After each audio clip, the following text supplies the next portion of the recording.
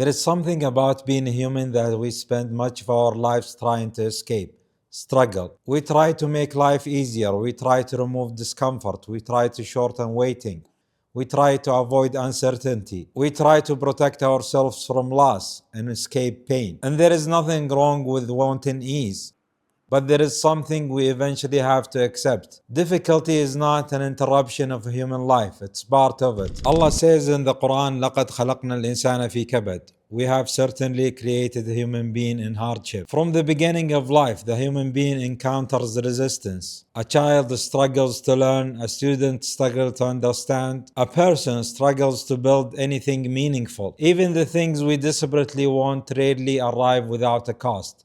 They demand time, effort, sacrifice. And often something inside us we would rather not to give. Patience. The less patience a person has, the less capable he becomes of accomplishing things that require time.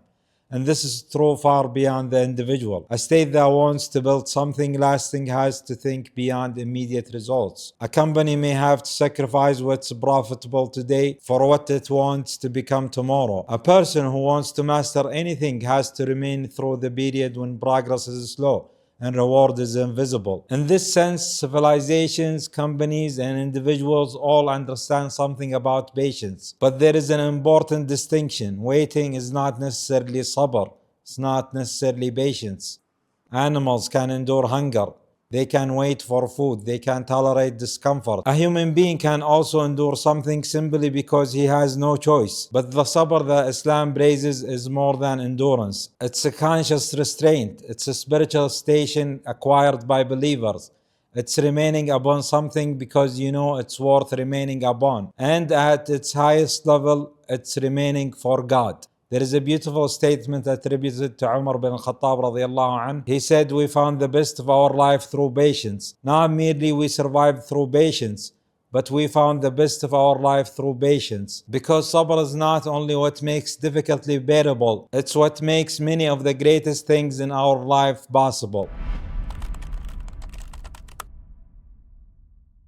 We usually translate sabr as patience. But patience can sound passive, as if it simply means sitting quietly while time passes. The Arabic meaning is deeper. Sabr carries the idea of holding, restraining, and preventing something from escaping. To have sabr is in a sense to hold yourself, and this gives a completely different understanding of the concept. Sabr is not only enduring what happens to you, it's also restraining what happens within you. The human being has impulses.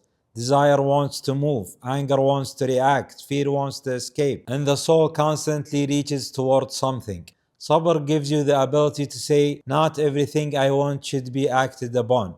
When you restrain yourself from cowardice, that restraint becomes courage. When you restrain yourself from lust, it becomes chastity. When you restrain yourself from anger, it becomes forbearance. When you restrain your tongue, it can become wisdom. The name changes according to what you're restraining, but the inner act remains the same. You hold yourself back for something greater. This is why sabr is not weakness. Sometimes sabr is not the ability to endure something difficult. Sometimes it's the ability not to act when acting would be easier. The person who cannot say no to himself is not truly free, even if he can do whatever he wants. Because if every desire becomes a command, then desire has become his master. Real freedom is not the ability to satisfy every impulse. It's the ability to choose which impulse deserves to be followed. And this is one of the deepest forms of strength a human being can possess. But sabr is not only about controlling desire. It's also about what happens when life does something to you that you did not choose. Loss, separation, failure, something you spent years building disappears, and suddenly you are not dealing with desire anymore. You're dealing with reality. This is where people often misunderstand patience. They imagine that the patient person is the one who doesn't cry, doesn't weep, who never feels overwhelmed. But Islam never asked you to stop being human. The Prophet ﷺ wept when his son Ibrahim died. His heart experienced grief.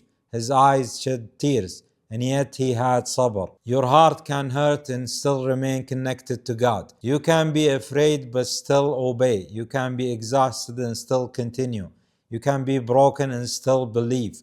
Because sabr is not the absence of pain. It's the refusal to let pain decide who you become. The pain may be unavoidable, but the pain produces in you is not always predetermined. It can make you better, or it can make you more aware of your dependence on God. It can make you harder, or it can purify something in you that comfort never could. This doesn't mean that we should romanticize suffering. Pain hurts, loss is loss. And Islam doesn't ask us to pretend otherwise, but not every pain is something that must be immediately silenced. Some pain has something to teach you.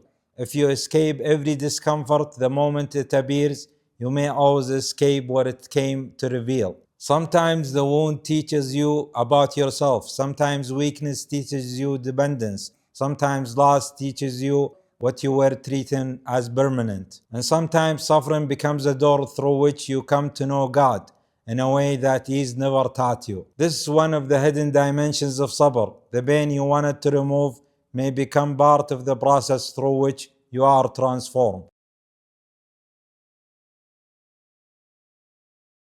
There is a moment in life that reveals something about Ṣabr more clearly than almost anything else. The first moment. The news has just arrived, the loss has just happened, the person has just left, the future you imagined has suddenly disappeared. The soul has not learned how to live with the new reality. And this is why the Prophet ﷺ taught us that true patience is at the first shock, because later human beings adapt. Time softens the intensity. We learn how to continue.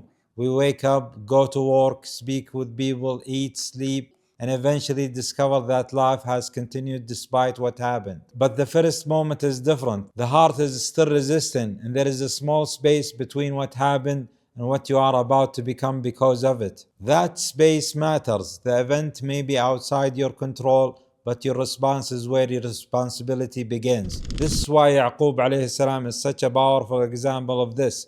When he was faced with the loss of his son, he said, فَصَبْرٌ جَمِيلٌ. So patience is most fitting. But then he said something that seems at first almost contradictory. قَالَ إِنَّمَا أَشْكُو بَثِّي وَحُزْنِي إِلَى اللَّهِ. I only complain of my suffering and grief to Allah. He was patient and he was grieving. He had sabr and he complained.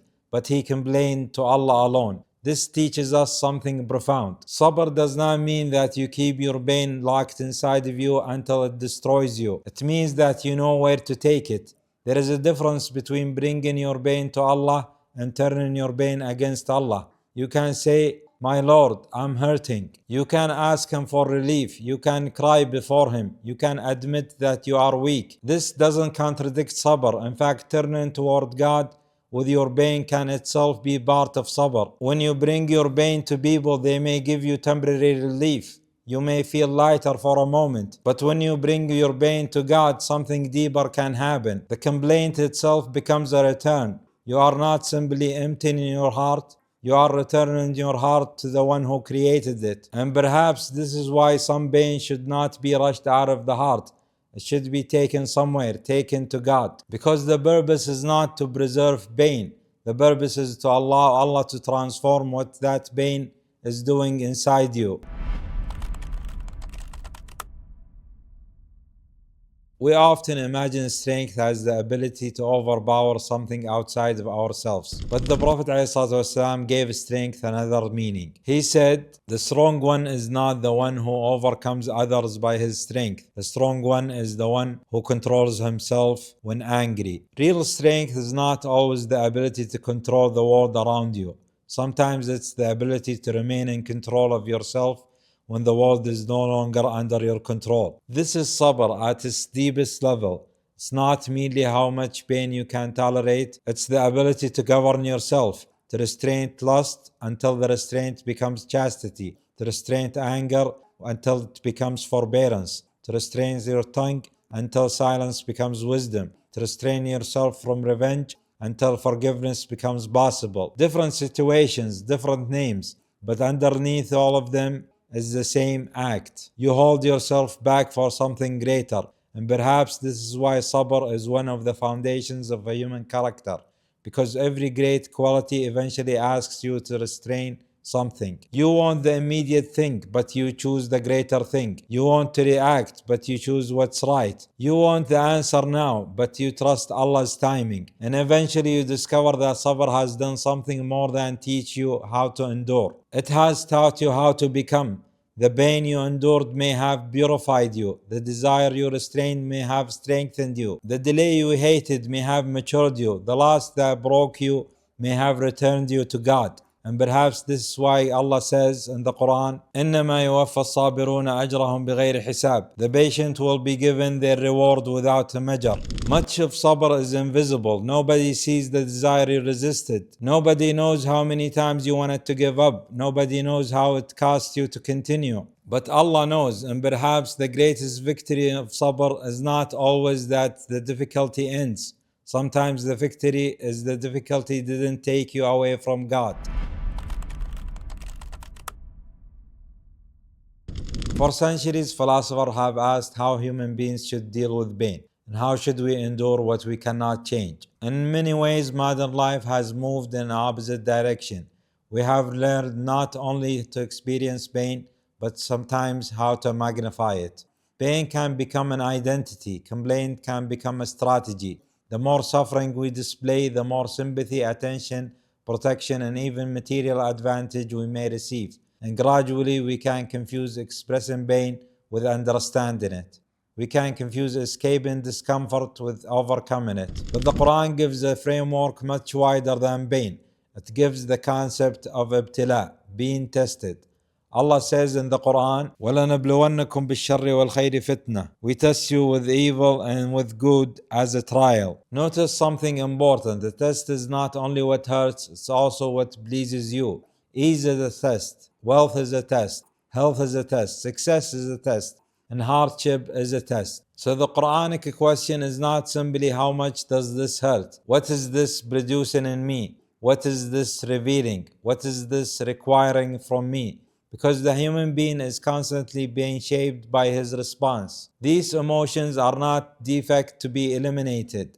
They are part of the inner architecture through which the human being is purified. The human being lives between fear and hope, desire and restraint, love and awe. These are not enemies to be removed. They are forces that, when they're rightly ordered, guide the soul. And Ṣabr is one of the qualities that allow the human being to remain balanced within all of them. This is why we should not reduce the believer's relationship with hardship to pain alone. The believer does not have to distort reality in order to remain faithful. If your own choices contribute to your situation, you must be honest about that too. The Quran doesn't require you to lie about reality. It gives you a way to place reality within a larger meaning. Some of what happens to us comes through our own choices. Some comes without anything we could have controlled. And sometimes the two are intertwined. The Quran says, وَمَا أَصَابَكُم مِّن مُّصِيبَةٍ فَبِمَا كَسَبَتْ أَيْدِيكُمْ وَيَعْفُو عَن كَثِيرٍ. Whatever calamity befalls you is because of what your hands have earned, and He pardons much. But it also teaches us that human beings are tested with circumstances they didn't choose. وَلَنَبْلُوَنَّكُمْ بِشَيْءٍ مِّنَ الْخَوْفِ وَالْجُوعِ وَنَقْصٍ مِّنَ الْأَمْوَالِ وَالْأَنفُسِ وَالثَّمَرَاتِ. So we should not assume that every hardship is simply a punishment, nor should we pretend that every hardship has nothing to do with our choices. The reality is more nuanced. Some trials come through our decisions, some come without our choosing them. But wherever the origin, the believer can ask, what will I become through this? This is where the idea of purification becomes important. A trial can expose qualities that were already inside you. It can reveal impatience, attachment, fear, pride, or dependence. Or it can bring out courage, gratitude, humility, discipline, and trust. The trial does not simply happen to you. It becomes part of what happens within you. And perhaps this is why some lessons repeat. Not because Allah is incapable of taking us beyond them, but because we keep answering the same question with the same way, the same fear, the same attachment, the same anger, until eventually the human being realizes that the real purpose was never simply to survive the situation. It was to become different because of it. Some people spend a lifetime repeating the same lesson, not because the test never changes, but because their response never does. And perhaps when you learn the lesson, the exact same test doesn't have to define you anymore. The loss may return, the temptation may return, but you're no longer the same person who first encountered them. You have been refined and purified. You have learned where your weakness lies. You have learned where your strength comes from. You have learned how to return to God. Assalamu alaikum.